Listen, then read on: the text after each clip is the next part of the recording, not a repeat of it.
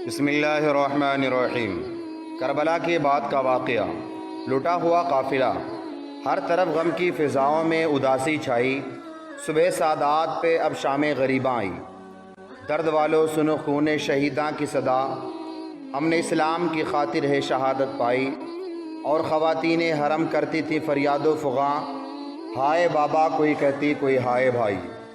ہر دن کے بعد رات اور ہر صبح کی شام ہوتی ہے، مگر وہ رات اور وہ شام جو محرم کی 10 تاریخ کو کوفہ کے تپتے ہوئے ریگستان اور کربلا کے خونی میدان میں آل نبی اور اولاد علی پر آئی، اس کی ہر ساعت تصویر غم بن کر رہتی دنیا تک نسل انسانی کے دلوں کو تڑپاتی رہے گی۔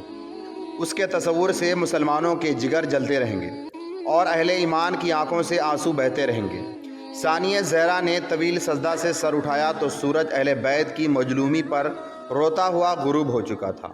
اس کی کرنیں شہیدوں پر آنسو بہاتی ہوئی تاریک ہو چکی تھی۔ یزید کا تمام لشکر چمنستان زہرا کو لوٹ کر، اولاد پیغمبر کو ذبح کر کے، پاک سیدانیوں کے خیموں جلا کر اور دوش مصطفیٰ کے سوار کا سر نیزے پر چڑھا کر سو چکا تھا۔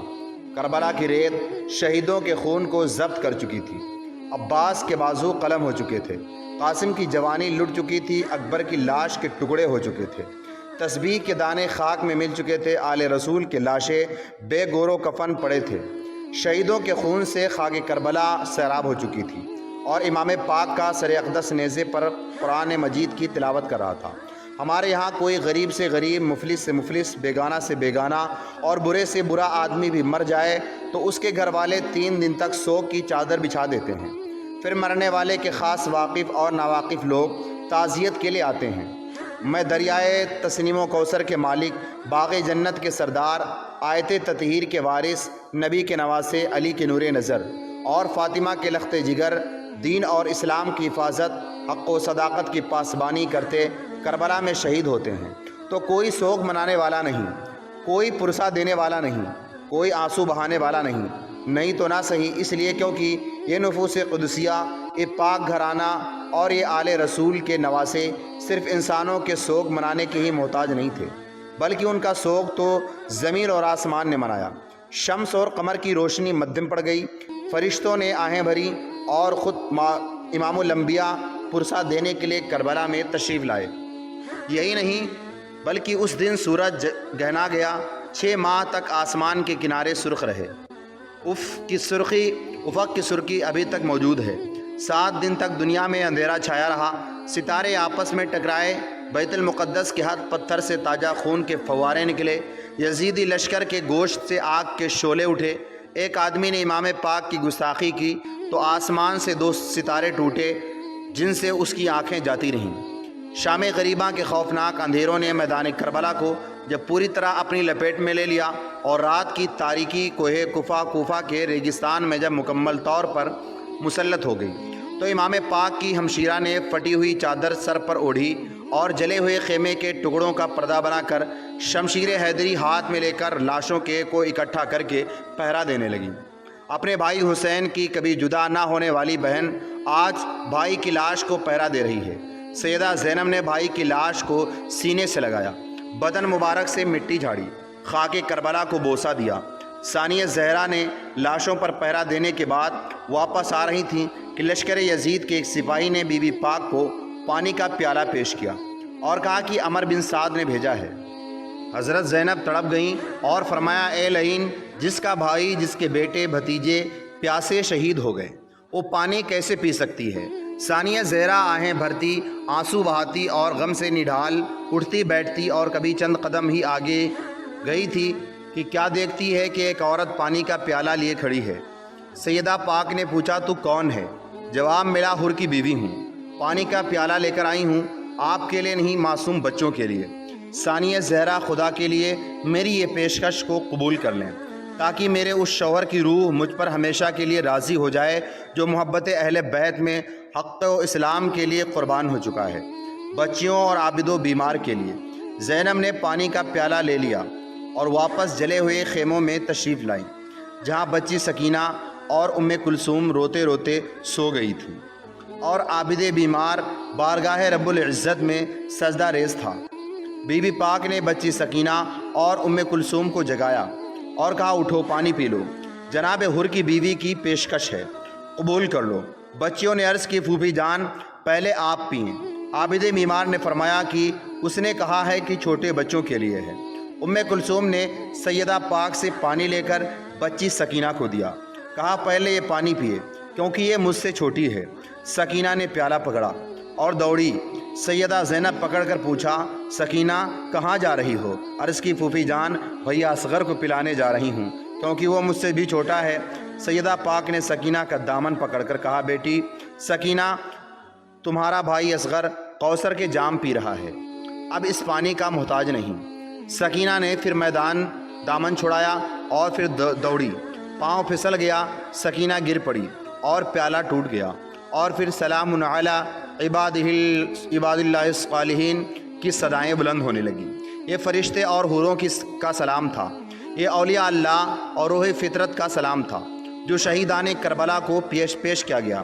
آل مصطفیٰ پر سلام، سیدہ زینب کی پھٹی ہوئی چادر کو سلام، خون حسین کے ہر قطرے کو سلام، اکبر کے لاش کے 2 ٹکڑوں کو سلام، ثانیہ زہرا کے جلے ہوئے خیموں کو سلام، اور خاک کربلا کے ہر ذرے کو سلام۔ سلام خاک نشینوں پر سوگواروں کا، غریب دیتے ہیں پرسا تمہارے پیاروں کا۔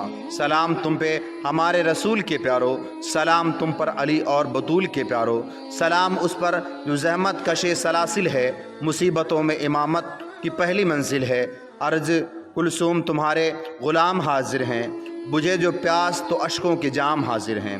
سلام محسن تمہارے حال پہ آسماں ہل گئے بی بی، سلام تم پر خستہ تن لاشو، سلام تم پر شہیدوں کے بے کفن لاشو۔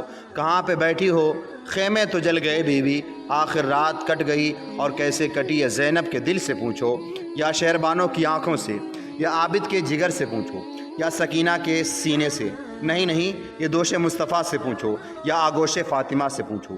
صبح ہوئی تو کوفہ کے اس ریگستان میں عابد کی صدائے توحید و رسالت گونج اٹھی، اور بیمار سید نے میدان کربلا میں دنیا کو بتا دیا کہ آل مصطفیٰ پر پانی بند کر کے انہیں تڑپایا تو جا سکتا ہے، لیکن خاندان سادات سے توحید و رسالت کی صدائے حق کو مٹایا نہیں جا سکتا۔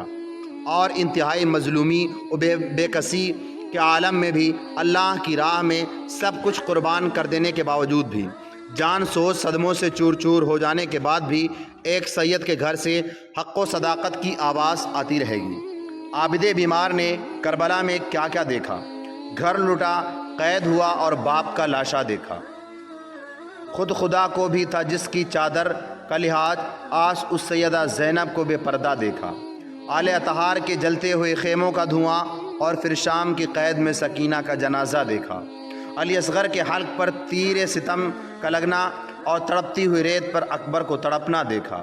بیمار عابد ابھی فجر کی نماز سے فارغ ہوئے تھے کہ ظالموں نے ان کے پاؤں میں بیڑیاں ڈال دی اور ہاتھوں میں ہتکڑیاں پہنا دی، اور ناموس رسالت کی پردہ نشین بیویوں کو بھی رسیوں سے الٹے ہاتھوں باندھ دیا گیا، اور اونٹوں کی ننگی پشت پر بٹھا کر عمر بن سعد نے قافلے کو کوچ کا حکم دے دیا، اور اہل بیت کا یہ لوٹا ہوا قافلہ اپنے شہیدوں پر فاتحہ پڑھ کر اور اپنے بچوں کے مرثیے پڑھتا ہوا روانہ ہو گیا۔ دنیا میں بڑی بڑی جنگیں ہوئی ہیں اور ہوتی رہیں گی، قیدی بنتے بھی آئے اور بنتے بھی رہیں گے، لیکن کسی بڑے سے بڑے ظالم حکمران اور کسی بڑے سے بڑے جابر بادشاہ نے آج تک قیدی عورتوں پر ایسا ظلم و ستم نہیں کیا، اور نہیں کوئی کرے گا جو میدان کربلا میں یزید کے فوجی افسروں نے کیا۔ بیمار عابد کے پاؤں میں بیڑیاں تھیں اور ہاتھوں میں ہتکڑیاں، اور پاک بیویوں کے ہاتھ رسیوں سے پیچھے بندھے ہوئے تھے، اور اونٹوں کی ننگی پیٹھ پر بیٹھی یہ اس نبی صلی اللہ علیہ وسلم کی نواسیاں تھیں جو جنگ بدر کے بعد اس لیے ساری رات نہیں سویا تھا کہ عباس کے پاؤں میں بیڑیاں ہیں۔ یہ اس رسول کی اولاد تھیں جس نے فتح مکہ کے بعد اپنی جان کے دشمن قیدیوں کو یہ فرما کر رہا کر دیا تھا، جاؤ آج تم سب آزاد ہو۔ یہ اس پیغمبر کی لاڈلی بیٹیاں تھیں جنہوں نے حاتم طائی کی بیٹی کے ننگے سر کو اپنے چادر سے ڈھانپا تھا، اور یہ سیدہ زینب علی کی بیٹی تھی جس کے حق میں یہ آیت نازل ہوئی تھی، وَيُطْعِمُونَ الطَّعَامَ عَلَى حُبِّهِ مِسْكِينًا وَيَتِيمًا وَأَسِيرًا۔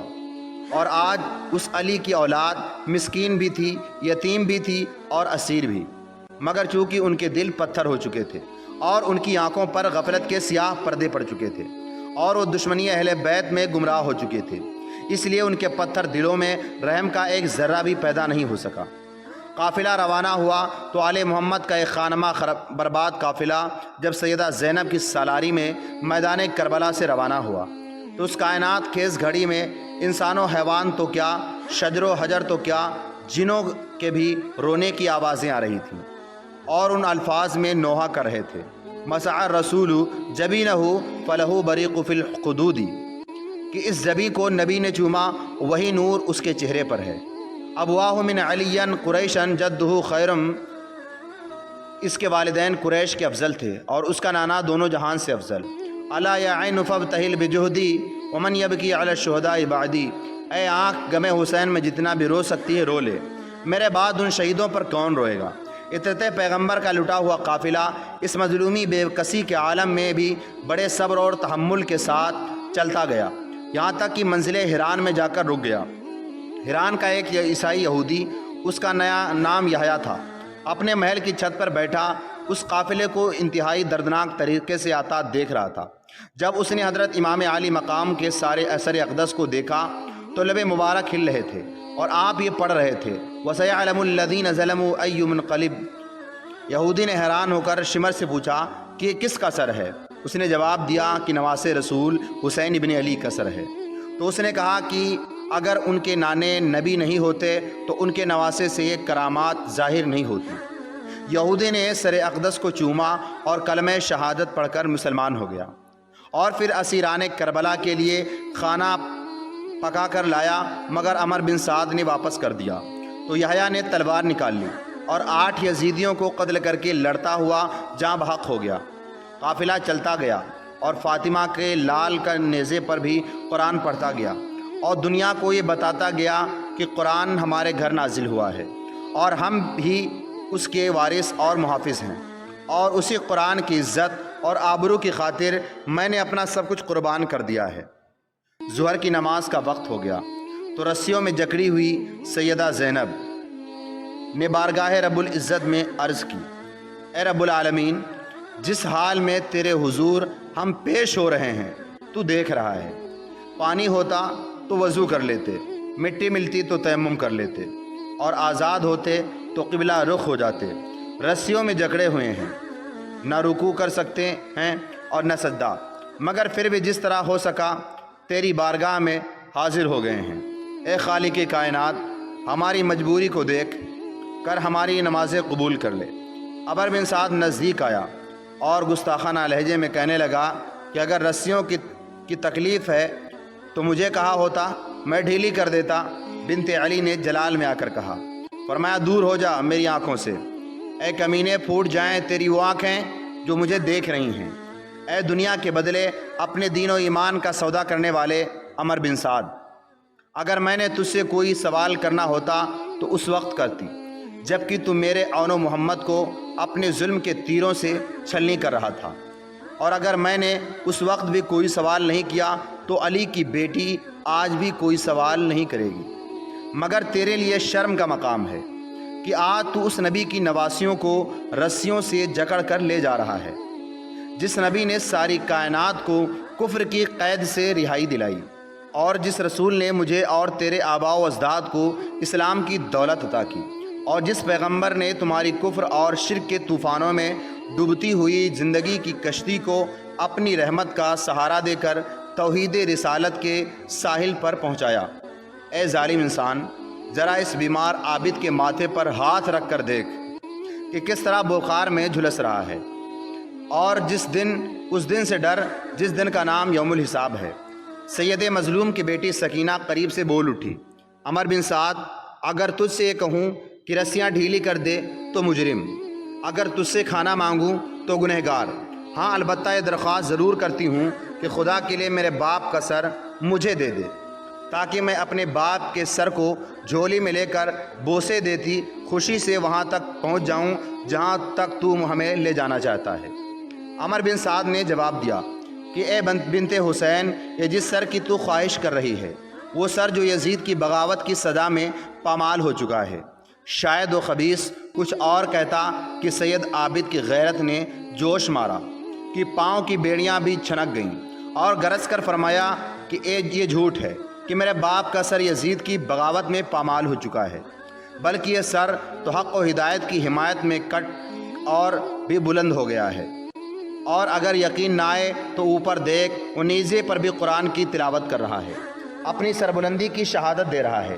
ناموس رسالت کے اسیران کربلا کا قافلہ منزل طے کرتے ہوئے موصل پہنچا۔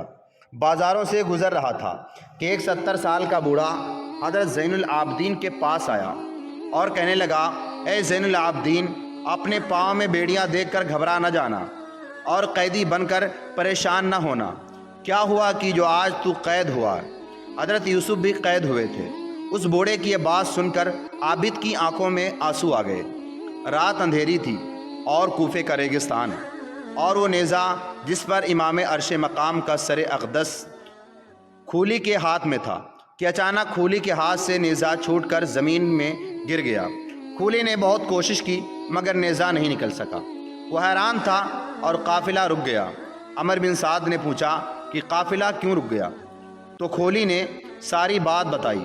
عمر بن سعد نے شمر سے کہا، شمر، سید عابد کے پاس جا، اور بیمار عابد کے جسم پر کوڑے برسانے لگا۔ جناب عابد نے ہاتھ جوڑ کر عرض کی، ابا جان، اب مجھ میں کوڑے کھانے کی ہمت نہیں رہی، خدا کے لیے آگے چلو۔ تو سر پاک سے آواز آئی، بیٹا، میں آگے کس طرح چلوں؟ میری بیٹی سکینہ اونٹ سے گر پڑی ہے۔ دیکھا تو رات کے اندھیرے میں بچی سکینہ زمین پر لیٹی ابا حسین، ابا حسین کے نعرے لگا رہی ہے۔ سیدہ زینب نے اپنی گود میں سکینہ کو اٹھا کر دلاسا دیا اور قافلہ روانہ ہو گیا۔ ایک صبح کو آل مصطفیٰ کا یہ قافلہ کوفہ کے قریب تھا۔ ایک بوڑھی عورت جس کے ایک ہاتھ میں پانی کا ایک پیالہ تھا اور دوسرے ہاتھ میں چند سوکھی ہوئی روٹیاں تھیں، کھڑی پکار رہی تھی، اے قافلے والو، خدا کے لیے ذرا قافلہ روک دو۔ اس بوڑھی عورت کی فریاد پر قافلہ روک لیا گیا، اور وہ بوڑھی عورت لکڑی کے سہارے عمر بن سعد کے پاس آئی اور التجا کی کہ مجھے قافلے کے سالار کے پاس پہنچا دو۔ عمر بن سعد کے حکم سے بوڑھی عورت کو بنت علی کے پاس پہنچا دیا گیا۔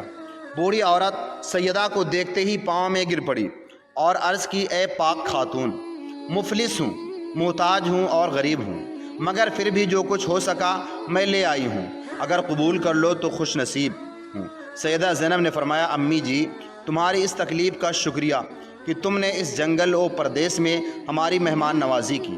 اور پھر عورت نے جواب دیا کہ میں کسی زمانے میں خاتون جنت حضرت فاطمہ کی کنیز تھی، ان کے کپڑے دھویا کرتی تھی، ان کے برتن صاف کیا کرتی تھی اور دن رات ان کی خدمت میں رہا کرتی تھی۔